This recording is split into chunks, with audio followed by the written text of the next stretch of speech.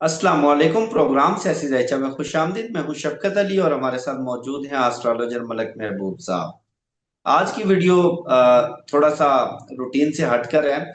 वजीर आला खैबर पख्तूनख्वा सोहेल अफरीदी साहब, उनके साथ एक डिटेल मुलाकात हुई। तकरीबन 2.5 घंटे की नशिस्त थी। बहुत सारे मौजुआत पर बात हुई, लेकिन पूरी 2.5 घंटे की मुलाकात का वन लाइनर कुछ कुछ हो रहा है और अनकरीब कुछ बड़ा होने वाला है। और उन्होंने बताया नहीं कि क्या बड़ा होने वाला है, लेकिन ये इशारा जरूर दिया कि डी चौक की तरफ रुख हो सकता है। और ये भी उन्होंने कहा कि गंडापुर की तरफ भागूंगा नहीं, गोली खा लूंगा, लेकिन किसी सूरत भी अपने लीडर की रिहाई के लिए अगर सड़कों पर आना पड़ा तो सड़कें छोड़कर हम भागेंगे नहीं। तमाम जमहूरी ऑप्शंस, रास्ते इस्तेमाल कर लिए। अब आप ही बताएं हमारे पास क्या ऑप्शन है। ये सवाल उन्होंने वैसे हमसे किया, लेकिन जायचा क्या बता रहा है, पाकिस्तान के सियासी जायचे में क्या चल रहा है और सोहेल अफरीदी साहब का इशारा किस तरफ था, ये जानते हैं मलक महबूब साहब से। सर, बहुत शुक्रिया आपके वक्त का। माय प्लेजर शफकत भाई। ये तो आपने भी मुझे हैरान कर दिया है कि आपने तो जाके डबल वेरिफिकेशन कर ली कि क्या जायचा और सुहेल अफरीदी के ख्यालात मैच कर रहे हैं या नहीं कर रहे हैं। सर, वो आपके भी बहुत बड़े फैन हैं, उन्होंने आपका भी जिक्र किया था और वो आपकी वीडियोस के भी रेगुलर व्यूअर्स हैं। चलें, बहुत शुक्रिया सुहेल अफरीदी का और आपका भी कि आपने पैगाम मेरी तरफ पहुंचाया। देखें, जो पाकिस्तान का जायचा है, मैंने आपको पहले भी शायद 2 दिन पहले बोला था कि 1971 आपको याद होगा।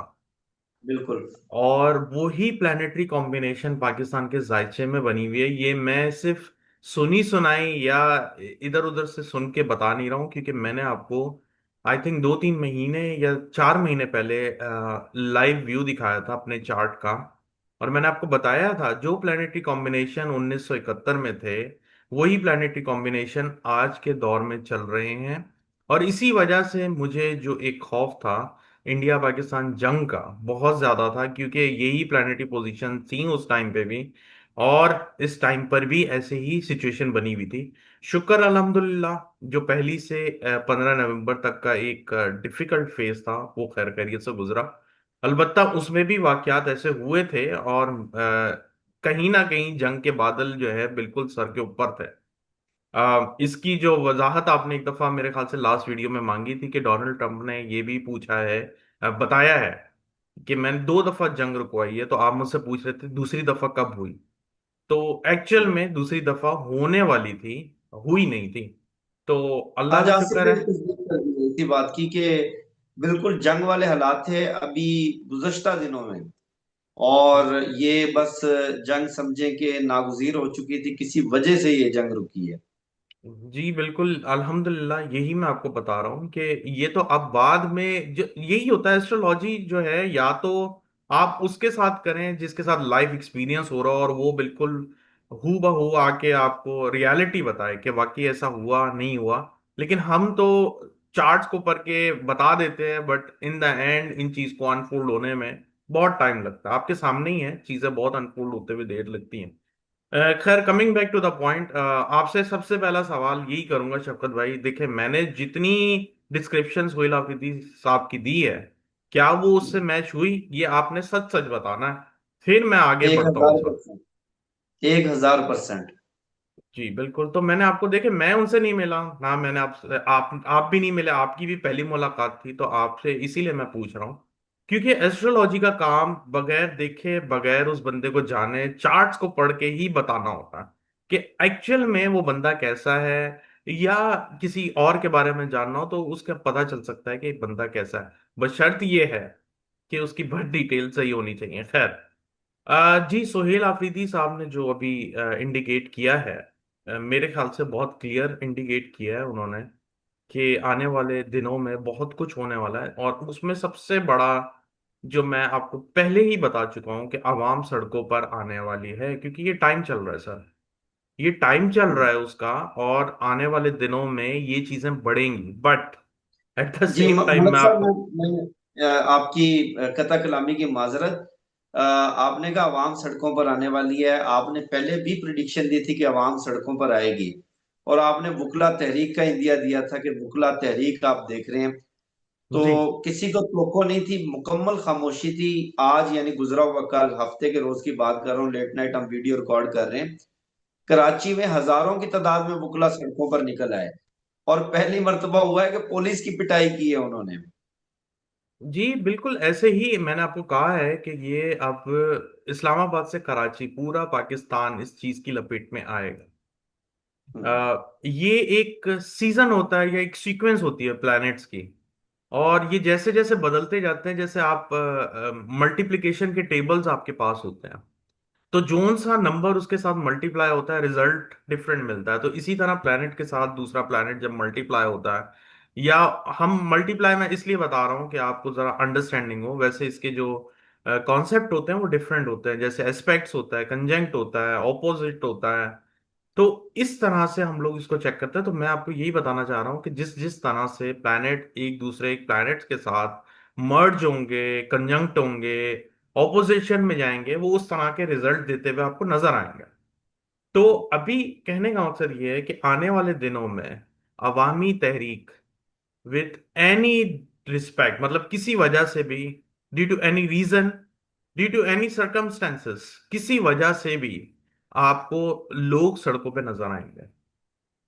तो कहने का मकसद ये है कि अब हुकूमत तैयार रहे अवाम को फेस करने के लिए।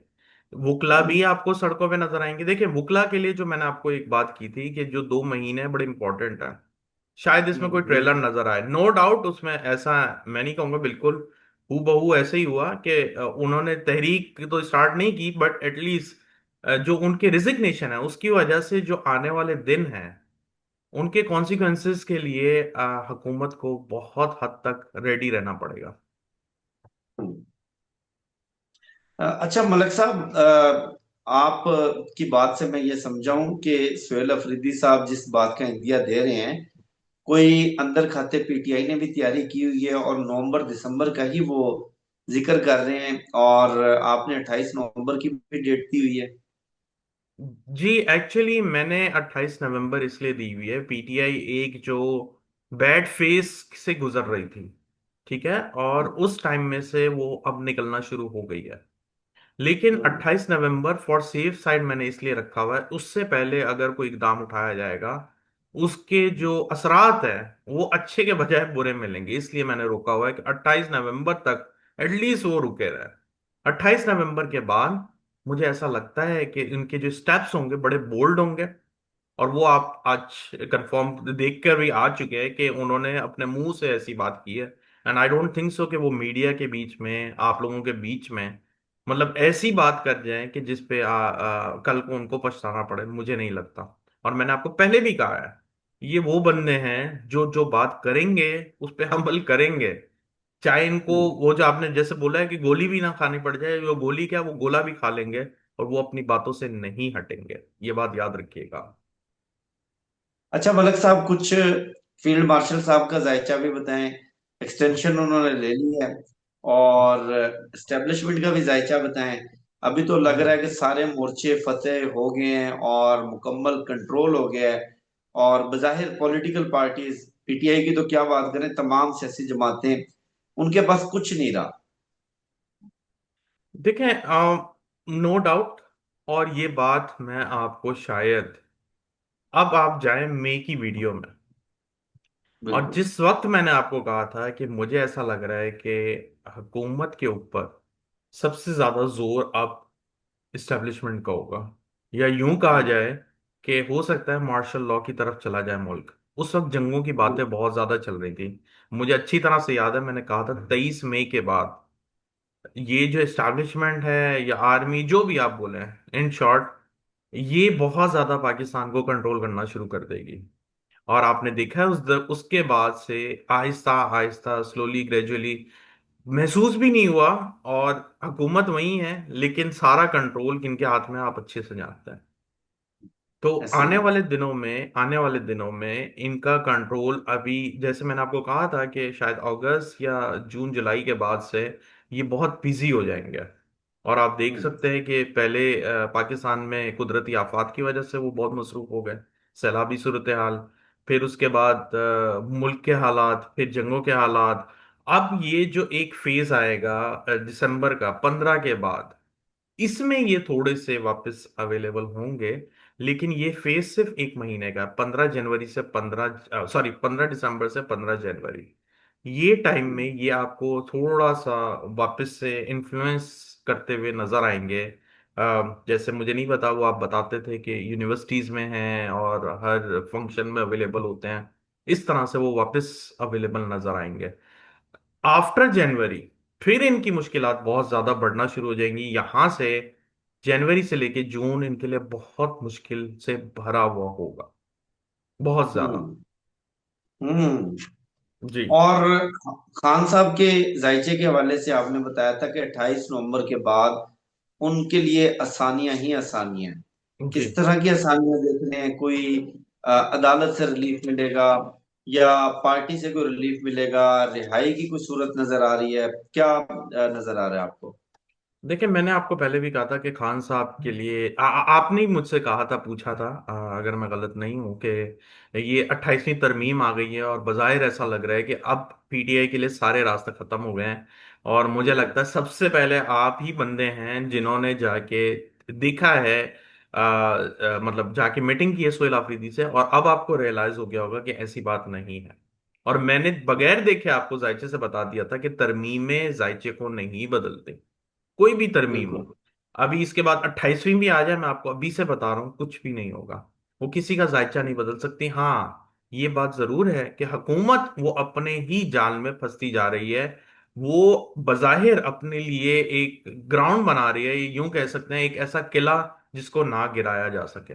लेकिन याद रखिएगा, जो किला जितना लंबा या ऊंचा बनता है, उसको सबसे ज्यादा गिराना आसान होता है, क्योंकि एक छोटी सी गलती या एक छोटी सी हिट जो है पूरे किले को गिरा देती है।